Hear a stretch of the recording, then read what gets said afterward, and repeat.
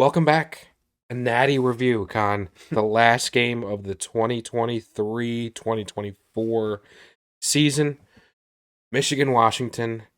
I know you were a believer in Michigan all the way. I kind of, by de facto, became a big Washington guy when I initially was a big Oregon guy and placed at the time of the Pac-12 on that Friday before that game. I just hedged, so to speak, a Oregon future with a very tasty Washington future as well. But just keeping it, honoring the everything that this last game, the national championship meant. Con, solo show for this one. Your initial thoughts? I gotta say, I'm caught off guard. I thought we were gonna be breaking down the Pop Tart Bowl again today. Oh, You I, said the most important game of the season, so I prepared all my notes on the Pop Tarts Bowl. of course, Uh, of course. yeah, no, no edible mascot in this one, which was a real disappointment. True. But no, I mean, we kind of bid adieu to college football last week. We gave our farewell, but there was one game left, and I gotta say, my initial take on all of it is I'm surprised. I'm not surprised that Michigan won. Hmm. I'm surprised by the way the game unfolded because Washington's offensive line had been so incredible all season. I mean, Michael Penix going into this was sacked 12 times in 14 games, Yep. which Yep. it would be a low amount for any level of football, but in college, that's incredibly low. Hmm. Washington's offensive line won awards this season for being the best in the country.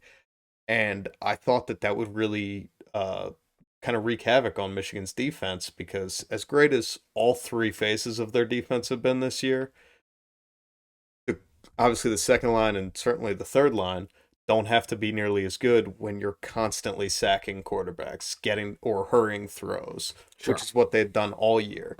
I thought you take that kind of out of play with Washington's great offensive line and Michael Penix being, such a smart quarterback. This could be a shootout. And frankly, I thought a shootout favored Washington. Yep. Uh, Yep. it's not what we got at all, though. Nope, that is not. That really wasn't the case. And look, as somebody kind of already got at it, somebody that had Washington future there, it was just, man, it looked, I mean, out of the gates, it was very ugly. Mm-hmm. Obviously, the big storyline and the cliche of championships in general. Oh, it's won in the trenches, so to Mm-hmm. speak. And with Michigan and the juggernaut they've been as a complete team, obviously, it's been the run game, their Mm-hmm. offensive identity. And for Washington defense, it's kind of been that lack thereof in terms of Yep. being able to compete with teams and stop the ground game. And man, two drives in a row, you get them behind the sticks. They're both, or a third down of second and Mm-hmm. 14. You just gotta plug the gaps. And Donovan Edwards, man, back breaking touchdowns to start. 2 carries, 87 yards, 2 touchdowns. I mean, just as horrible as it Yeah. could possibly have gone the first couple series. And man, it looked like it was truly going to be. I mean, you have everybody texting, "Oh my God, sorry, Colin, it's over." But sorry that it's over in the first quarter, and not. And everyone's just saying before the game, "Oh, just hope that it is a game at the half." And it Yeah. looked so bad. Look, it was going to be so bad and awfully, and potential 24-3 halftime type game. Completely Washington done and dusted. Washington dead was looking like how it was going to be. In short order, but Yeah. all of a sudden shore things up on Mm-hmm. defense. You make a couple plays, a fourth down stop here and there on Yep. defense, and man, Washington for that defense. I mean, you respond about as well as you possibly could, or as Mm-hmm. the same team that just gave up those 2 touchdown runs for the rest of the game. Man, it was as reasonably as I could have hoped and responded from that defense. They gave their offense a chance, and it was just. You talked about Penix and really the offensive line. Obviously, that's been their strength. Mm-hmm. And it's funny, I as soon as they brought up as a broadcast storyline, oh well, maybe some Michigan chip on their shoulder because their offensive line has won the Joe Moore Award the last 2 years Mm-hmm. running, and now all of a sudden it goes to Washington. So it's like, oh, this storyline of, oh great, here we go, the team that had been, well, is still up there in terms of the preeminent offensive line, defensive line pedigree, Yep. going up against the team that kind of stole their crown this year. And man, just just left wanting and expected a lot more from that offense, and just a couple of key scenarios, missed opportunities, and you can pinpoint it on. I know I don't know the gentleman's exact name, but I know it's Calepo at the right Mhm. tackle. A couple penalties. You know, there was the penalty that brought back basically one of the like the only explosive passing play Yeah. Washington had in that entire game. And look, to not to pin things specifically on him at all, it goes back. Look, if you complete that fourth down in the first half, Roma Yeah. Dunze wide open, you score a touchdown. I mean, man, things could have just went a lot differently if Washington, in my view, converted on a couple of key chances, man. Yeah. And I think I'll just take the other side of that for a second and say, I think the reason they weren't converting, it's very easy to say, and a lot of people are saying right now, like, Michael Penix, shit the bed or whatever. He wasn't ready for the moment. Whatever. Mm-hmm. I don't think that was necessarily the case. I think we're looking at a guy who had ups and downs, but when he was down, he really struggled at Indiana. And then he comes to Washington and he plays behind this great offensive line and he's not under pressure and he's not worried about getting hit and the defense isn't in his head. And then all of a sudden in the national championship game, that that script flips. To me, the entirety of it came down to of how this whole game panned out came down to Michigan's defensive line, who was great all season, Yep. against Washington's offensive line, who was great all season. And when Michigan started to win, we saw Michael Penix miss throws he hasn't missed in a couple years. And Yeah, that's no, that's absolutely just uncharacteristic. Not because what you just to your point, it's not as black and white as Michael Penix was dog water. You know, just the war. I mean, like I said, you expected or hoped for more, but it goes hand in hand. It's not yeah, as black and white, cut and dry as oh he was bad. You know, Michigan was so overpowering. There's somewhere. It's all as with anything. It's always somewhat within the gray, of mm-hmm. what truly is the case, the circumstances, variables that confound whatever might be the game script itself. And I mean, not to dumb it down, going this far as to, simplify things, but obviously it's down to, I mean, all you can do is take it play by play, individually execute. And man, when it's just, and obviously box score wise, looks like it, I mean, it really was one of Penix's worst games. Yeah. It's, as somebody that had Washington, it's just man, a couple opportunities, and it's not total like. And to reiterate, it's not a total. Oh, the onus is on Washington because of what they couldn't have done. Credit obviously goes to some degree, a lot of a degree, to Michigan and what Mm-hmm. they did, their players and stepping up, and the pressure that led to the first play of the second half, and he gets stepped on from his own offensive line, and the Yep. pressure that throws a wonky tip ball interception. Incredible readjustment to that ball by the Michigan defender. Yeah, that truly was one of the best Yeah, interceptions you'll see. I But you take it frame by frame. There was like it seemed like there was physically no chance for the space between the ball on the ground mm-hmm. and the location how his body was contorted. There looked like there was not even a chance Yeah. that he would have been able to intercept it.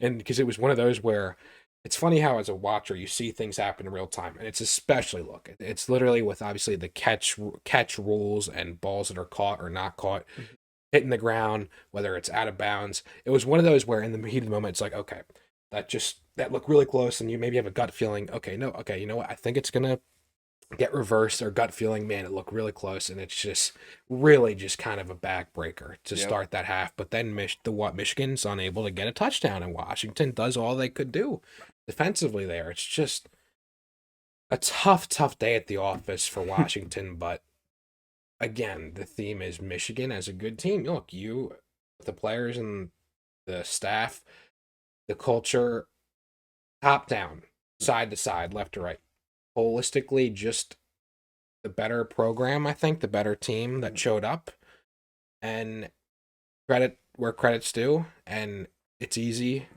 with Michigan especially some maybe things that are kind of going on in the background, some subplots or storylines. I mean, what could that possibly be? But it's not the most Harbaugh. I'm not the biggest fan. Not even before anything this year. Hmm. Not the most maybe likable guy. Michigan, not maybe the most likable team, but got to give him credit where credit's due, and just recognized for Washington too. I mean, I hate no moral victories or participation trophies. Uh, the sky's definitely up for Kalen DeBoer. Um, Hmm. and interesting, Will Rogers, you had him on the sideline and without this side. Speaking of sides, subplots there, but just like you said, you know, Michigan, they were on a crash course. Looked like they were bound to win. They were Hmm. obviously the favorite, and they have shown, look, number one team going in, just not how you would have envisioned it to pan out. No. Specifically, just not exactly how anyone really would have thought in terms of what like how the game went, how the ebbs and flows of it. But that's college football. Yep. So now I have a couple questions for you. Okay. All right. Call them our final Connors questions of the year if you want to. Mm-hmm. My first one is, what do you think this means for college football? And I will explain what I'm asking. Okay. Is that we have seen for years now, even elite defensive teams that have won national championships, they've always scored a ton of points, and we've seen teams that couldn't even. I mean, the LSU team is considered one of the greatest college football teams of all time.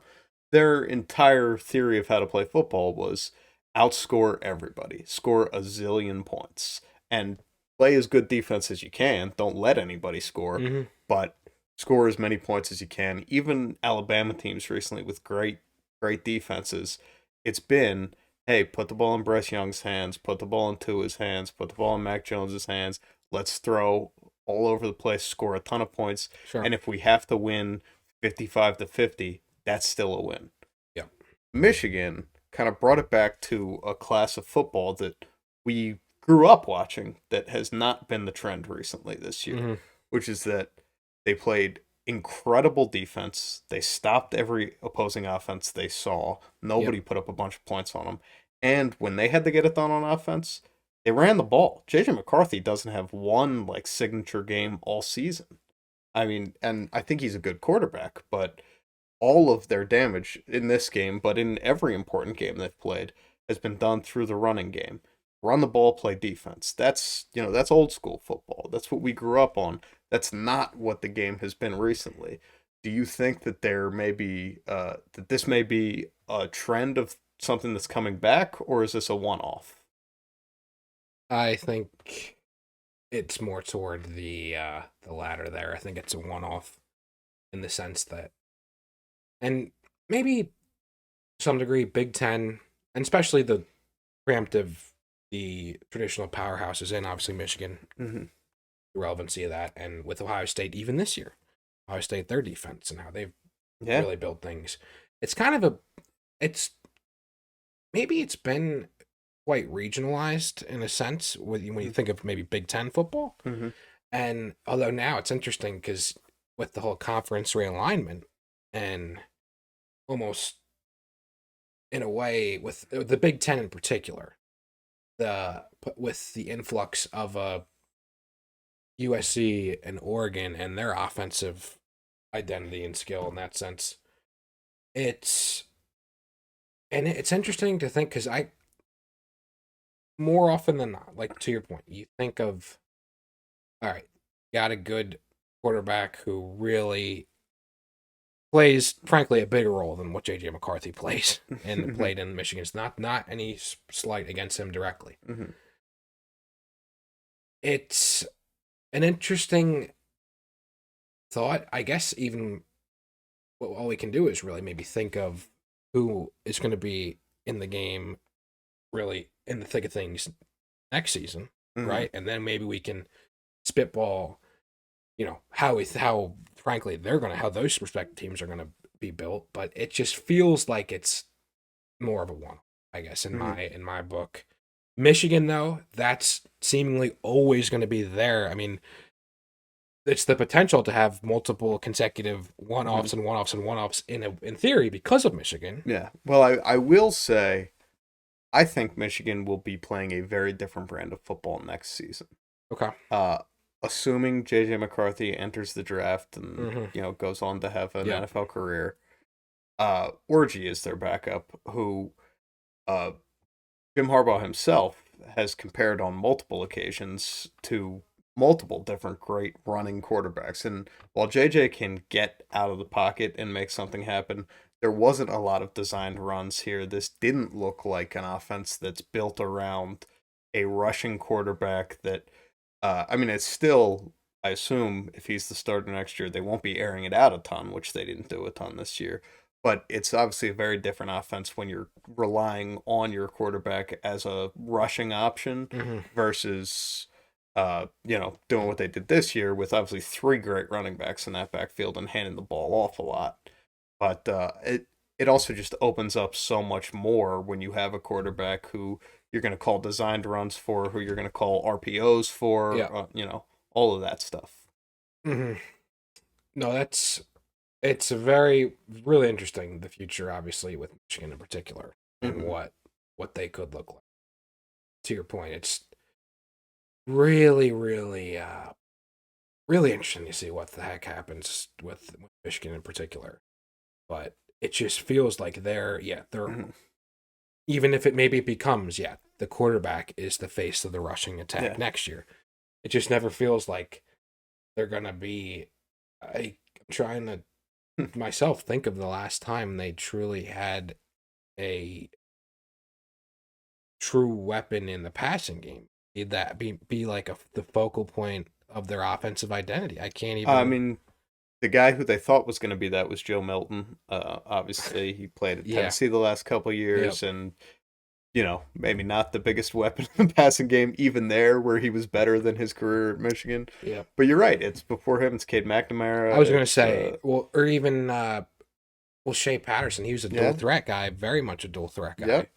Denard Robinson, another big name in recent Very much history. Yeah. face of NCAA football 14. Where the hell was that reveal at Yeah. halftime? Let's The talk about release that thing. for a second. Yeah, that's. I mean, I um, mean, come on, we're yeah. dying for it, man. We're dying. You gotta completely unified, Hmm.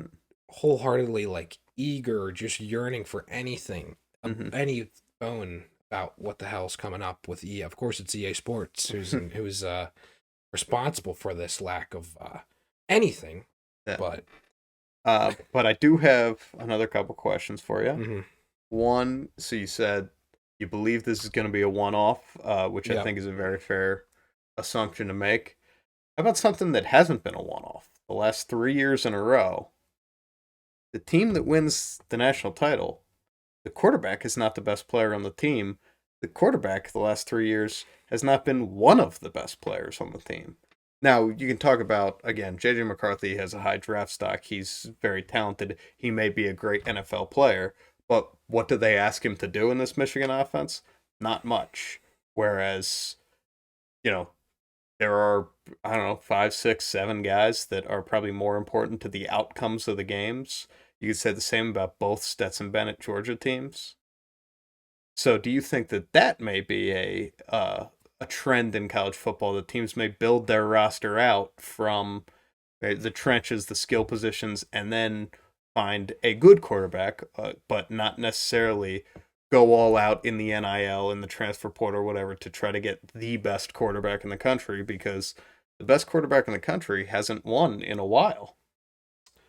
yeah. That's a really interesting thought process there, and I guess qualify a little bit. I think Stetson Bennett was probably in that top back end, maybe the fourth or fifth. I mean, he was really a folk legend, a folk hero.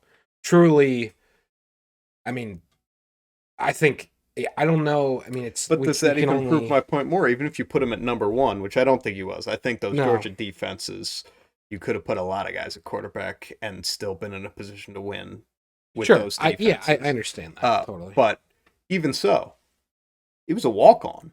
So is that even more credence to my theory that maybe teams should be building, using their NIL budgets, using their transfer portal Hmm. slots on all these other important positions and saying, we'll take a walk on quarterback. He might be Stetson Bennett. We'll take, whoever is quarterback and just try to win the game, without necessarily making it an aerial attack at all times. Yeah. Yeah, no, I mean, it's a really interesting. I guess I'm maybe going to go and just, I mean, I put maybe too much bias. Oh, the quarterback position just means too much. So I'm going to say, I guess, no, it doesn't, no, in the sense that it don't just put the quarterback on the back. Don't try to build, I Mhm. guess, to your point, don't try to build out around and all the other key skill areas, so to speak, on both sides of the ball, obviously. But it's just interesting because, like, to your point, it's with Caleb Williams. I think just in terms of the last couple of years, Mhm. Caleb Williams, and it's tough, man. I With mean, look CJ at right now. Stroud, Caleb Williams and Drake Mayer, the two guys everyone's so excited for right now. What did either of them ever do in college? yeah. I mean, and even Jaden Daniels. Look, if they had anything of a defense, Yeah. and it's funny. I'm thinking, because obviously with everything going on at the next level with CJ Stroud, it's like, man, people are like, oh, how did they even lose games to Michigan? How did Yep. they lose any games with him at the helm? And it's like, man, if they had CJ Stroud, any of his full time starter years Mhm. with this past Ohio State defense, where they finally under Jim Yep. Knowles got really into it, into a comfort zone and just a real execution as one of the top defenses, top 5, 10 defenses in the all of America. It's like, man.